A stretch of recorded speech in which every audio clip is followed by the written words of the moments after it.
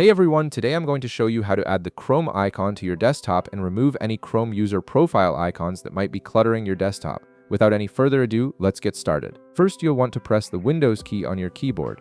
This will open up your Start menu and allow you to search for applications installed on your computer. It's the quickest way to locate Chrome without having to navigate through multiple folders manually. Once the Start menu is open, type Google into the search bar. This will bring up Google Chrome in your search results, making it easy to access the application's location on your system.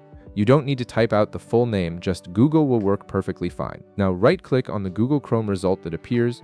From the context menu that pops up, click on Open File Location. This action will take you directly to the folder where Google Chrome shortcuts are stored on your computer. This is important because you need to access the actual Chrome shortcut to create a clean desktop icon.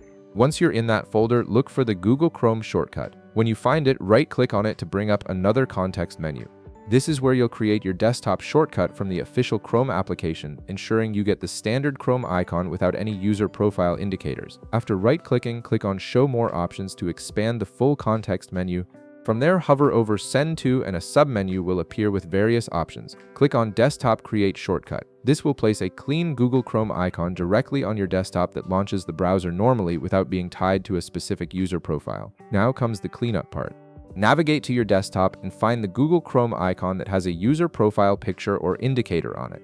This is the icon you want to remove since it's profile specific and can cause confusion if you have multiple users or just prefer a cleaner look.